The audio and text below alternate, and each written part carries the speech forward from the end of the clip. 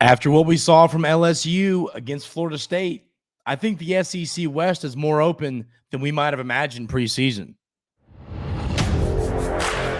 You are Locked On Aggies, your daily podcast on the Texas A&M Aggies. Part of the Locked On Podcast Network, your team every day.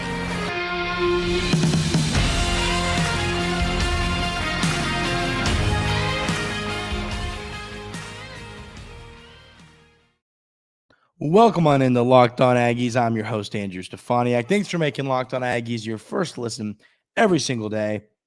Today's episode is brought to you by Bird Dogs. Go to birddogs.com/lockedoncollege or enter promo code LOCKEDONCollege for a free water bottle with any purchase. You won't want to take your Bird Dogs off, we promise you. First of all, ladies and gentlemen, I don't know where my voice went. It is gone, but we're going to fight through it today. So bear with me. Sorry about that, but hopefully we'll be back to sounding normal soon. But LSU, in my opinion, last night against Florida State did not look good. They did a lot wrong. It's just that quarterback for FSU had years in the pocket. He was picking them apart. He was picking the DBs apart. And the offense, they scored points early, but then they just kind of went away in the second half until a late garbage time touchdown. I was high on LSU. I was really high on LSU. And it's funny because I had a conversation with my dad. He was, he told me yesterday, he wasn't high on LSU. He thinks they were a little bit overrated last year and a little overrated this year. And he was right. So that was the team from the West I was high on. More so than Alabama, more so than Texas A&M, all the other schools. LSU was the team I was high on. Now, I don't want people to say, you're reacting too quick to one game. I get all that. I'll tell you this, though. I saw LSU as kind of like the team in the West. I saw LSU as the team that the Aggies having to go to Baton Rouge to take on LSU.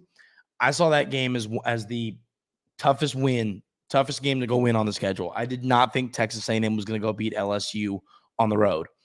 I now feel like after what we saw from A&M and what we saw from LSU, that is much more realistic than I previously imagined. So I guess the point here is the SEC West is wide open. Now, Bama looked good. I think Auburn looked good. Arkansas looked good. Ole Miss looked fine. But everybody, they're not playing. Nobody's playing anybody yet. This is the week, this weekend, we're going to really know what the deal is in the West. Alabama is, of course, taking on the Texas Longhorns. The Aggies are heading to Miami to play the Miami Hurricanes. This is the weekend we're going to know. If Texas heads to town against Bama and just takes care of business, makes them look silly, wins by a couple scores in front of their home fans, and Texas A&M takes care of business against Miami, I'm starting to feel a lot more confident in this Texas A&M football team's chances to potentially win the West, to potentially make an SEC championship game appearance. And that's the thing. We're not trying to overreact too much, but I saw what I saw from LSU. It's still a talented team, and I still think they can figure things out. It's not like it's an SEC loss. But at the end of the day, I was really unimpressed with the performance they put on the field against Florida State. There was so much wrong for LSU. There was so much that and LSU is a team, they bring a lot back. They bring back a young offensive line. Your star quarterback is back. Your star receiver's back and Neighbors. You bring back so much talent, and then that's your first showing. And, Coach Brian Kelly went out and said it, after the game. He said, I don't think we were prepared. He said, basically went on to say, we acted like we were the two-time defending national champion Georgia Bulldogs, which we weren't. I don't think that LSU, now, was that their best showing? Could they have played a better football game? Of course. I thought they looked good in the first half. I think they left a lot of points on the board in the first half. But in the second half, they just rolled over and died. It was a game. Watching it yesterday, it was frustrating as an SEC homer. It was painful to see LSU look that bad and just get, throttled by FSU. It was was painful to see. But I think as a Texas A&M fan, you have to feel better about the Aggies' chances of winning the West. Because here's the deal. Bama at home, that's not going to be an easy game. It's not going to be an easy game. Whether they're down, they're up, how good they are, how bad they are, it's Bama. They're always going to be good. When they're coming to your place, it's always going to be a big game. But I'll tell you this. That Alabama game just got a whole heck of a lot more important after what happened with LSU. That game is going to be massive because here's the deal. Alabama's a good football team. They are a really good football team. I was impressed with what I saw in their opener. I thought Milroe looked good. I was impressed with Alabama, which, it's kind of funny. When I first took over here at Locked On Aggies, I was kind of saying, well, Bama doesn't – the quarterback is a big question mark. And obviously that was still, that was a national headline, a national thought. But at the end of the day, I think you just chop it up to it's Nick Saban, and he's going to figure it out. And I think he did. So, and you still got enough 5 stars to kill somebody. So, I mean, it's a talented roster, as we all know.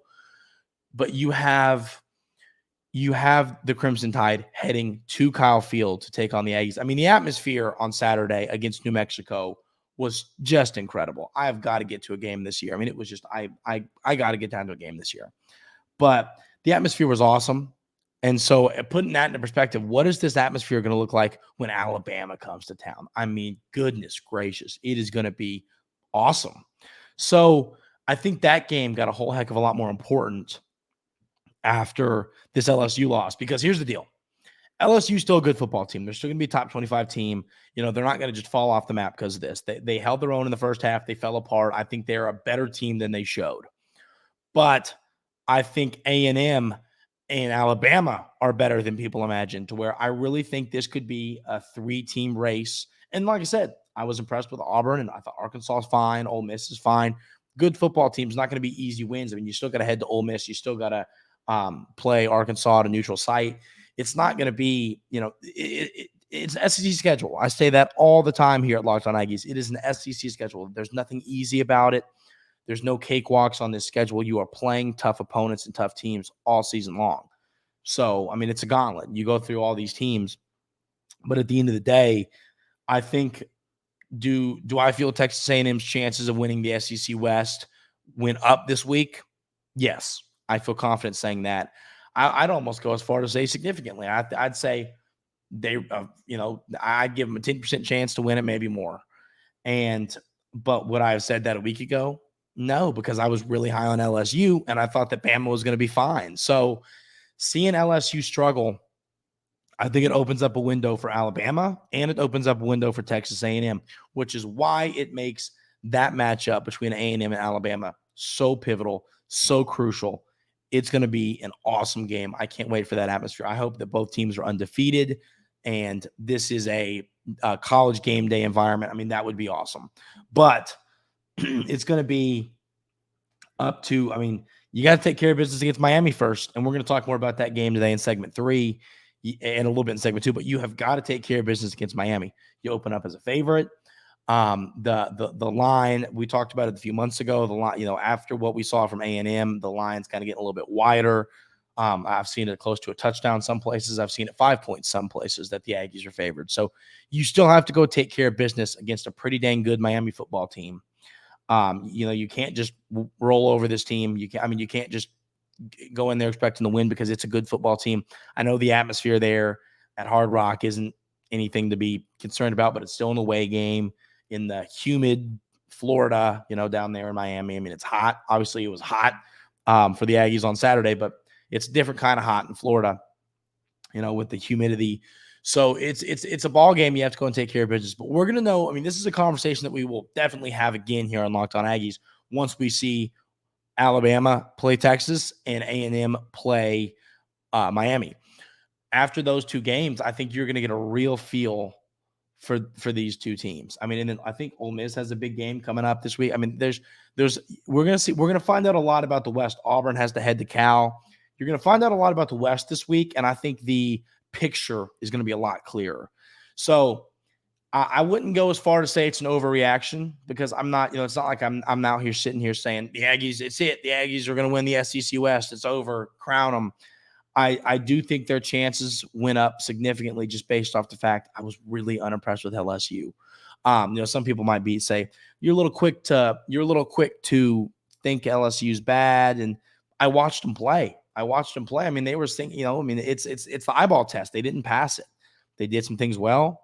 They did some things not well, to where I kind of look at this team and I go, I'm just not impressed. I think Texas A&M is a better football team. Now, if that's a week one overreaction, we'll find out soon. But I mean, I'm willing to lay that claim right now. I was not impressed.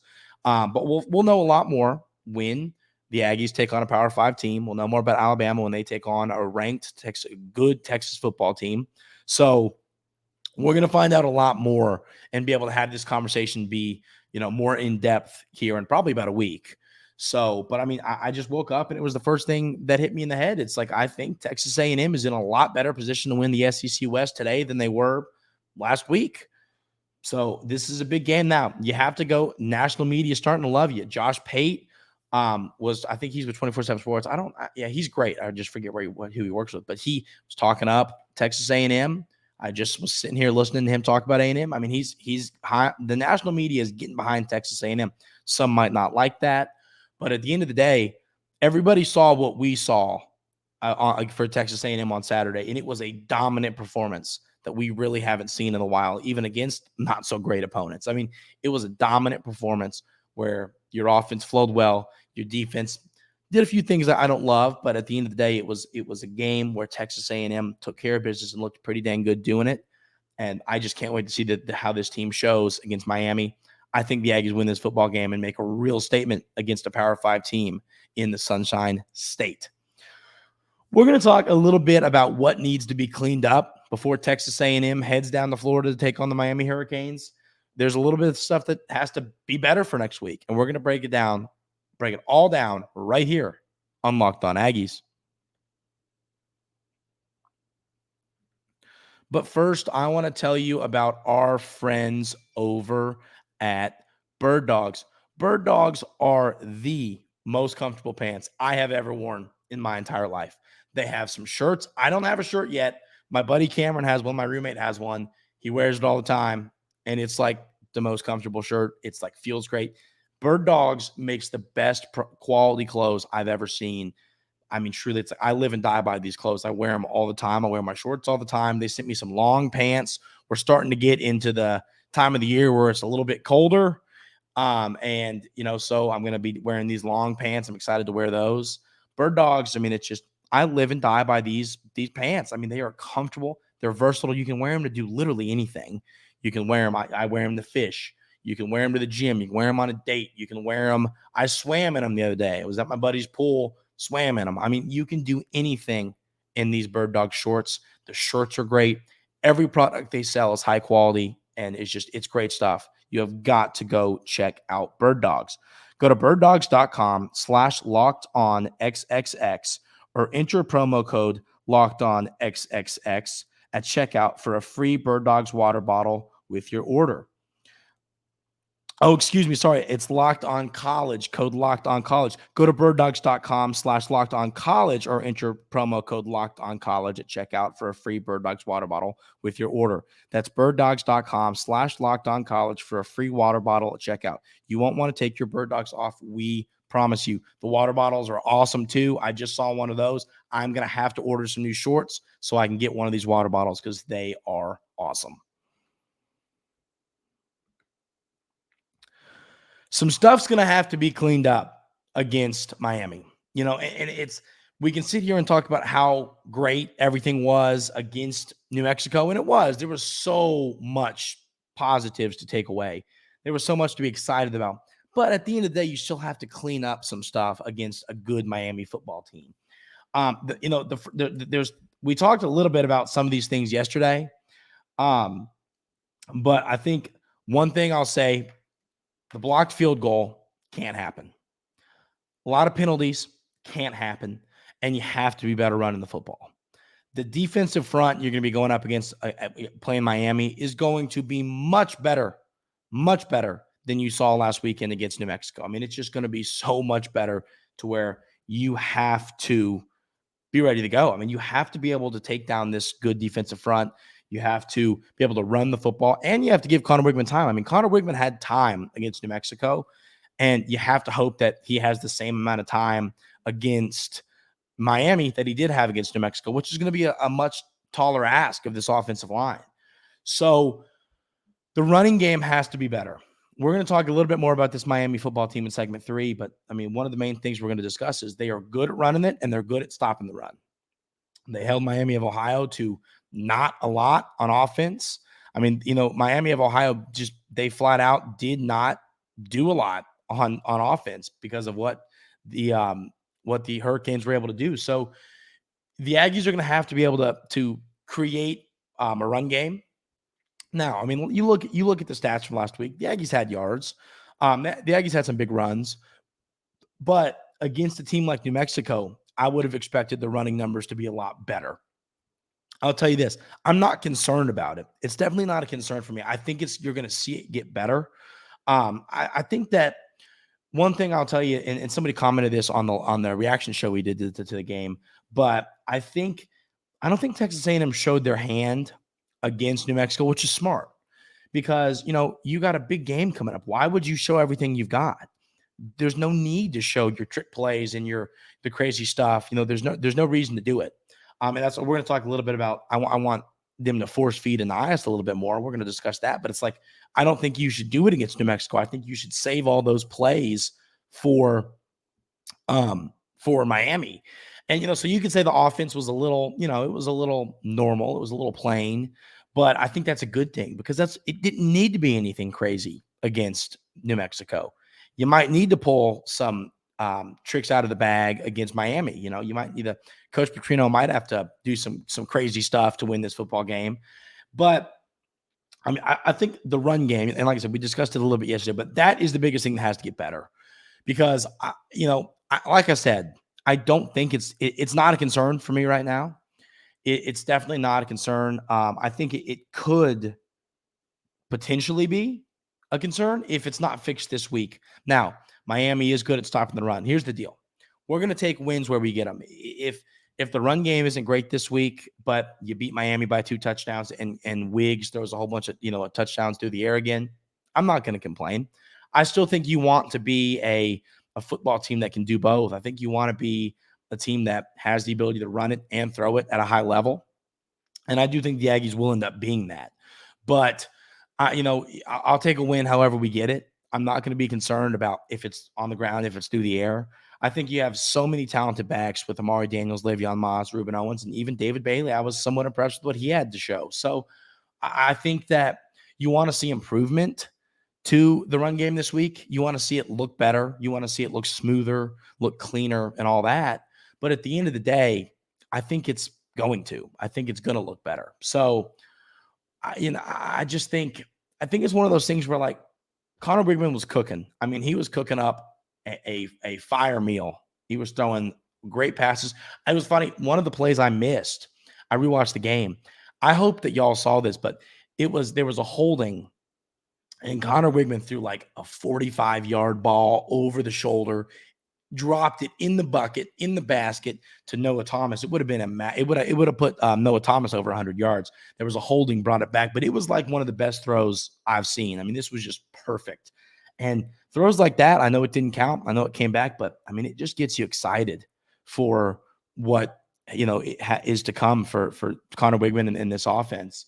But I do think you want to see improvements, like I said, to the offensive line run blocking and the running backs. They have to, everybody, it's a 50-50 thing. Everybody has to do their stuff. Everybody has to create lane. The O-line needs to create lanes and the running backs need to find the lanes and get through them. So it's obviously a joint effort. It's a tag team thing, but I want to see that better this week. I want to see the run game better this week. If you see that, like if the run game's better this week, if they run for 180 on the ground and, you see all 3 running backs involved and helping out, I'm going to feel a lot better about this team than I already do, just because it is a concern simply because it wasn't great.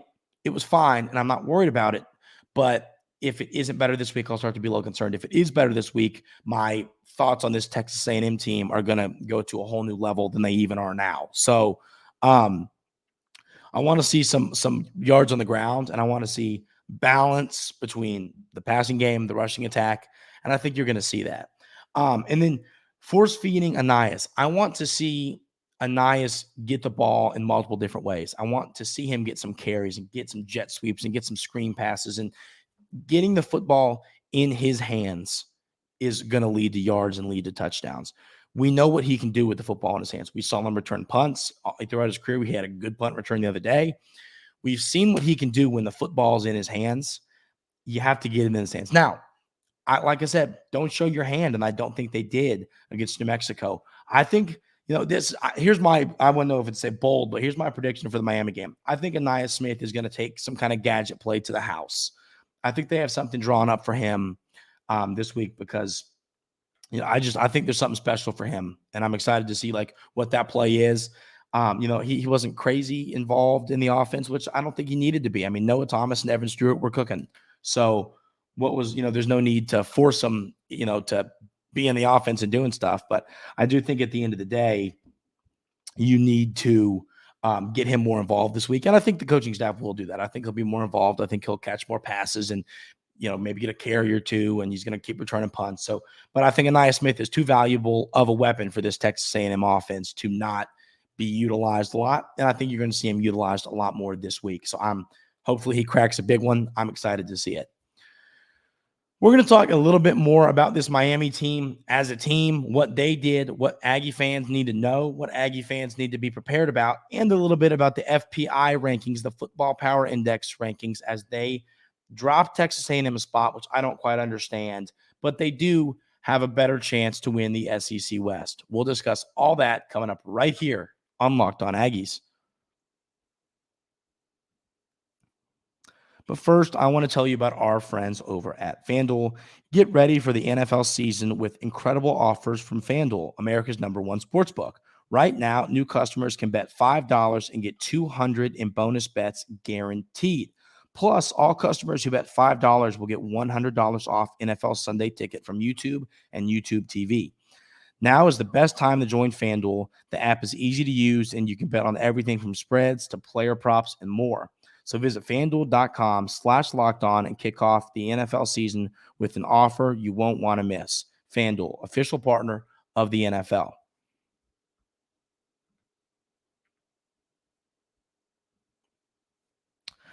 This Miami football team does have a lot that did impress me. I rewatched that game. I was only able to watch a couple quarters. I had a lot going on Saturday, so I wanted to rewatch it before I kind of really broke down Miami. And of course, we're going to have on the Locked On Hurricanes host, one of the best. I mean, he's awesome. He'll be on the show for Thursday's episode. So we're going to get to know all the ins and outs of this football team. That's going to be a lot of fun.